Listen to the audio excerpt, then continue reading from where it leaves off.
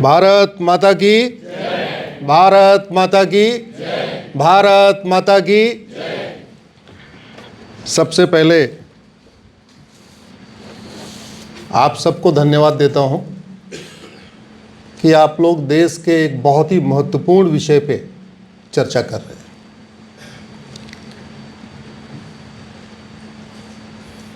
आदरणीय vice chancellor साहब, registrar साहब, डीन साहब, डायरेक्टर साहब, आप सबको धन्यवाद देता हूं कि आपने इतने बढ़िया माहौल में, इतने बढ़िया अच्छे हॉल में एक स्ट्रक्चर्ड प्रोग्राम ऑर्गेनाइज किया है। इस पवित्र भूमि को प्रणाम करता हूं जिसका अंग्रेज़ों ने नाम बदल दिया। आग्रह है कि एक इस पर भी चर्चा होनी चाहिए, और मित्र और भाई पाठक जी बैठे हैं, आप इसको विधानसभा में एक बार मुद्दा उठाइए कि उत्तर प्रदेश में किसी भी सड़क, मोहल्ले, गली, तहसील और ज़िले का नाम किसी वहशी दरिंदे के नाम पे नहीं होना चाहिए, और किसी सड़क, मोहल्ले, गली और ज़िले का नाम विदेशी भाषा में नहीं होना चाहिए। मेरी इस पे भी PIL है, आप लोग PIL गूगल करेंगे तो इस पर मेरी PIL है। मैंने आई थिंक 3-4 साल पहले PIL फाइल किया था। और क्यों नहीं होना चाहिए आज का विषय नहीं है। हाँ, आप इस पे चर्चा रखेंगे कि भारतीय स्थानों का नाम भारतीय महापुरुषों पे ही होना चाहिए और भारतीय भाषा में क्यों होनी चाहिए, तो अगर आप मुझे बुलाएंगे द्विवेदी जी तो मैं फिर आऊँगा और फिर उसका डिटेल कारण बताऊँगा क्यों होना चाहिए। क्योंकि वो विदेशी भाषा में नाम और विदेशी आक्रांताओं के नाम हमारे संविधान के 7 फंडामेंटल राइट का वायलेशन है। राइट टू डिग्निटी का वायलेशन है, राइट टू कल्चर का वायलेशन है, राइट टू ट्रेडिशन का वायलेशन है, राइट टू लाइफ लिबर्टी का वायलेशन है। ऐसे सुप्रीम कोर्ट के बहुत सारे जजमेंट हैं, मैं आपको बता दूंगा कैसे कैसे वायलेट हो रहा है। हमसे पहले आदरणीय कुलपति जी ने काफ़ी विषय कह दिया है, तो मेरे लिए ज़्यादा कुछ बचा नहीं है।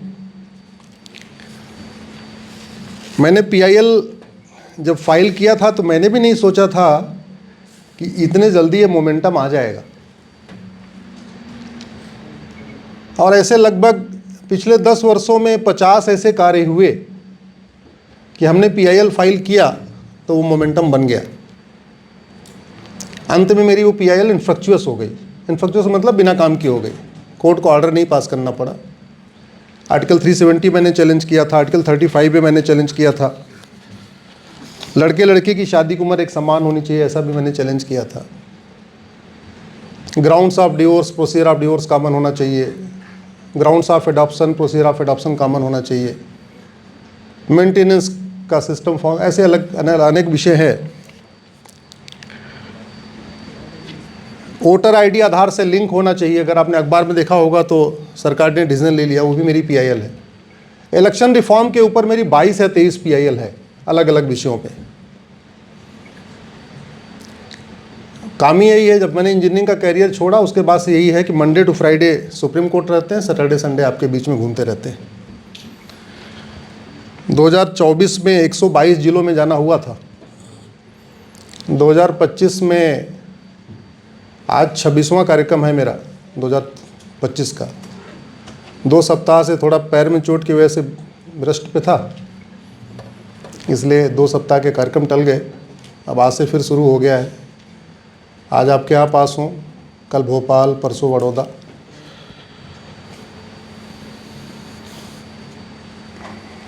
जब मैंने PIL फाइल किया था, जो मैंने आपको जो सुप्रीम कोर्ट में एफिडेविट पे बातें रखी थी, मैंने वही आपके बीच में रखता हूँ। 1983 में इलेक्शन कमीशन ऑफ इंडिया ने बहुत डिटेल इस पे डिस्कशन किया, सारी पॉलिटिकल पार्टियों के साथ डिस्कशन किया था 1983 में, और उस समय कांग्रेस की सरकार थी। इंदिरा गांधी जी प्रधानमंत्री थी, और उस समय लगभग सभी पॉलिटिकल पार्टियों ने कहा था कि 1 नेशन 1 इलेक्शन होना चाहिए। 1999 में लॉ कमीशन ने इस पर बहुत डिटेल डिस्कशन किया। लॉ कमीशन कोई भी रिपोर्ट बनाता है तो ऑफिस में बैठ के नहीं बनाता है, पूरे देश भर में सेमिनार वगैरह ऑर्गेनाइज करके करता है। तो रिपोर्ट नंबर 170 जो है लॉ कमीशन की, उसमें भी उन्होंने कहा था 1999 में कि वन नेशन वन इलेक्शन होना चाहिए। उस समय अटल बिहारी वाजपेयी जी की सरकार थी। 2015 में पार्लियामेंट स्टैंडिंग कमेटी ने बहुत डिटेल डिस्कशन किया इसके ऊपर और उन्होंने रिपोर्ट दिया कि वन नेशन वन इलेक्शन होना चाहिए, और वन नेशन वन इलेक्शन था। 1951-52 में वन नेशन वन इलेक्शन हुआ भारत में, 57 में वन नेशन वन इलेक्शन हुआ, 1962 में वन नेशन वन इलेक्शन हुआ। गड़बड़ी शुरू हुई 1966 से। नेहरू जी जब तक थे तब तक भारत में वन नेशन वन इलेक्शन था। 1966 में इंदिरा जी प्रधानमंत्री बनी नेहरू जी के जाने के बाद, और फिर जो अगला इलेक्शन हुआ इनफैक्ट 1967 में, वो भी वन नेशन वन इलेक्शन हुआ। उस समय इंदिरा गांधी जी प्रधानमंत्री बन चुकी थी। 67 के बाद लेकिन तानाशाही शुरू हो गई। आया राम गया राम, जो अभी प्रोफेसर साहब कह रहे थे, वो कल्चर शुरू हुआ। विक्री खरीद शुरू हुई।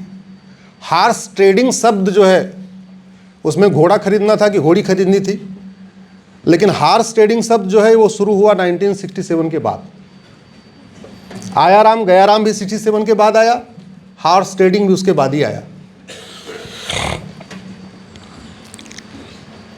मनमाने तरीके से, और कुछ स्थानों पे तो राष्ट्रपति शासन गवर्नर के कहने पे नहीं लगाया था।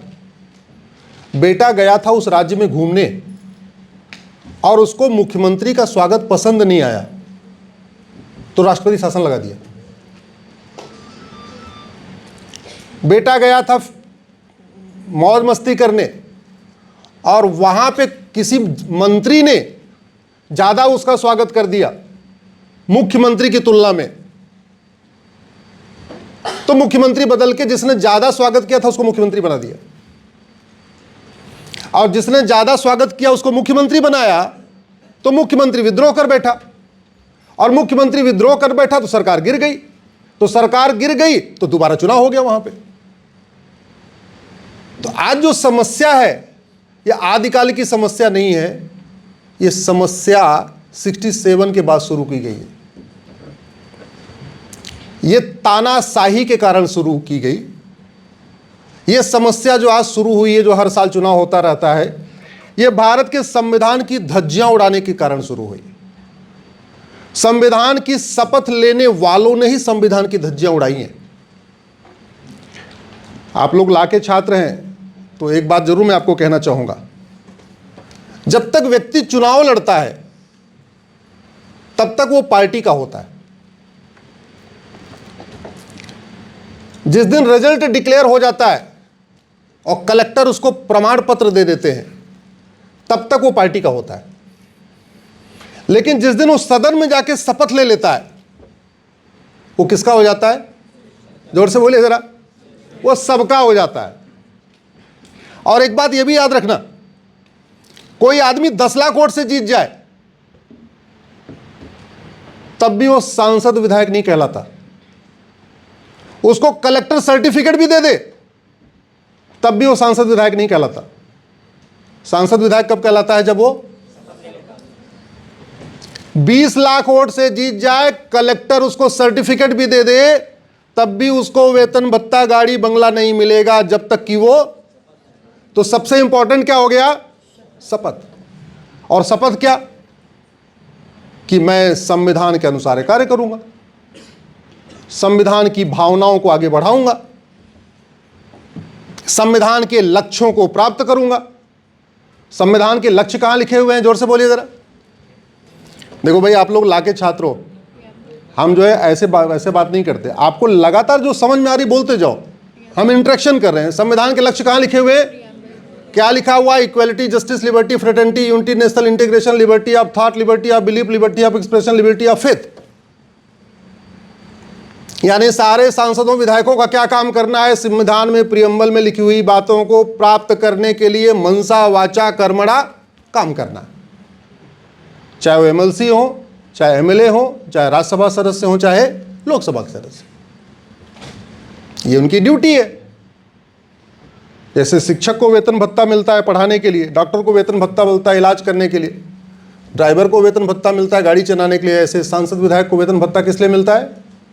संविधान के अनुसार संविधान के लक्ष्यों को प्राप्त करने के लिए। तो जब मैंने पीआईएल फाइल किया तो मैंने सबसे पहले माननीय सुप्रीम कोर्ट को कहा था कि दुनिया के 48 देशों में वन नेशन वन इलेक्शन हो रहा है, और वन नेशन वन इलेक्शन नहीं, वहां तो संडे को इलेक्शन होता है। क्यों? जिससे बाकी कार्य बाधित न हो, छुट्टी न करना पड़े। उन 48 देशों में 5 डे वर्किंग है,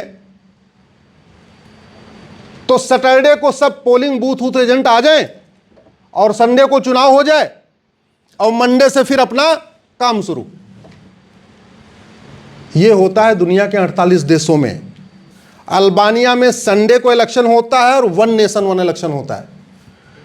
अर्जेंटीना संडे इलेक्शन होता है और, जोर से बोलो भाई, हाँ, ऑस्ट्रिया संडे इलेक्शन और, बेल्जियम संडे इलेक्शन और, जोर से बोलो, बोलीविया संडे इलेक्शन और, बोस्निया संडे इलेक्शन और, ब्राजील जिसका क्षेत्रफल भारत का 2.5 गुना ज्यादा है, वहां संडे इलेक्शन और, बुल्गारिया संडे इलेक्शन और, चिली संडे इलेक्शन और, कोलंबिया संडे इलेक्शन और, Croatia, Cyprus, Finland, France, Germany Sunday election और one election, Greece, Hong Kong, Hungary, Italy, Japan, Luxembourg, Malaysia, Mexico Sunday election और, पोलैंड, पुर्तगाल, Romania, रूस, Spain, रूस का क्षेत्रफल भारत का 5 गुना ज्यादा है, और रूस की जो ज्योग्राफी आप जाके देखिए, टेम्परेचर कैसे कैसे जाता है, माइनस में जाता है, और भारत का कितना एरिया बड़ा है? 5 टाइम्स। रूस में होता है संडे इलेक्शन और वन इलेक्शन।